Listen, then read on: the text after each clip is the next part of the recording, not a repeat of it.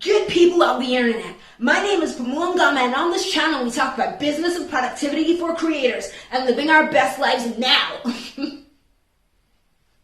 In today's video, we're going to talk about two things. Number one, what is your zone of genius? Number two, how to find it. And also number three, a bonus tip is why we don't live in our zone of genius. Roll camera! So this week was really weird, right? I got a dose of the Moderna vaccine and I was out like a light for the better part of the weekend. I'm talking fever, chills, dizziness, and a headache. Oh God, a headache on top of that, right? So I'm sweating, I'm sick. I want my mom, and while I'm sick, I'm doing a lot of job hunting because a homie has to eat. And it really makes me think, it's like, is this what I want to spend my last days on earth doing? Job hunting for a job I may not particularly enjoy. You know what I mean? So I'm listening to this podcast, right? And they're talking about what Dr. Gay Hendricks calls your zone of genius in his book, The Big Leap. So what is your zone of genius?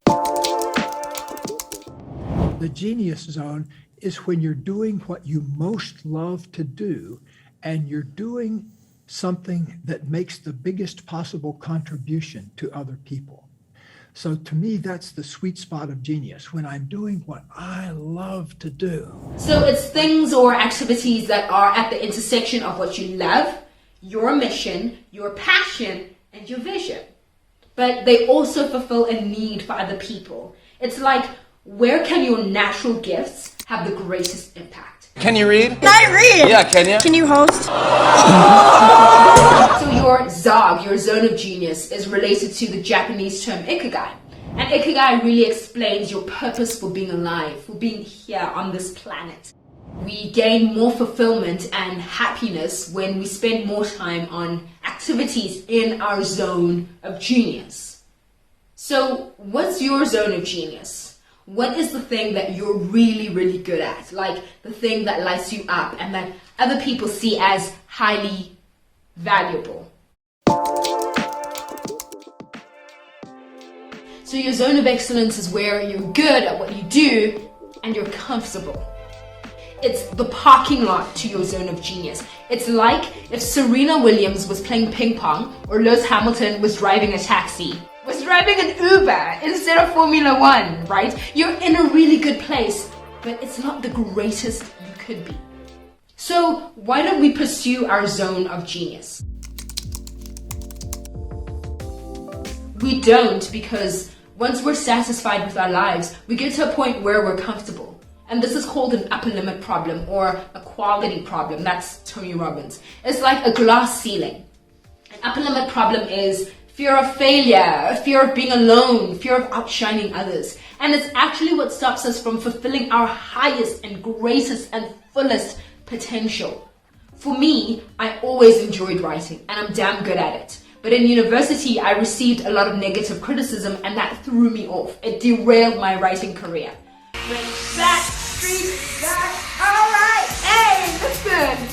Gen Zs don't even know how we used to pop wap, okay? So here are some questions to discover what your zone of genius is. So take some time off, block some time off in your calendar and write the answer to these questions. You can also record a video of yourself or even just a voice note. Okay, here we go. So what feels good and easy for you to do? What could you spend the whole day doing? What do you love to do? What kind of work feels natural and effortless to you but seems difficult to others? Like writing, strategy, public speaking, problem solving, maths, business.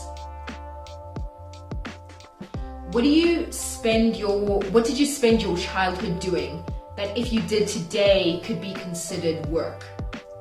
For example, maybe you talked a lot in class, or you liked gardening, dancing, bossing people around, planning parties, building Lego, building toys, or outdoor houses, games, fixing and selling things.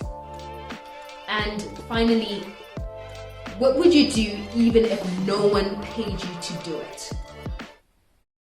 So, according to billionaire investor Charlie Munger, who is Warren Buffett's business partner, you're more likely to be successful at something you're naturally gifted at, something that you are obsessed with. And this is because what seems like work to others is pretty much fun for you. And that's really, really, really difficult to compete with. I mean, have you ever tried to outplay a toddler? They're living in the moment and nothing else seems to matter in that moment but the joy that they get from their little made-up game. You can't compete with that because you're being the realest version of yourself. You're being the realest version of you, and no one can compete with you when you're being your most authentic self. When you're being your most authentic self, there's only one of you. There's only one of you. And there's no competition. So may you live in your zone of genius, and may you inspire others to live in theirs. Thanks so much for watching. Leave a comment below and let me know what's your zone of genius, or what are your zones of genius. Peace.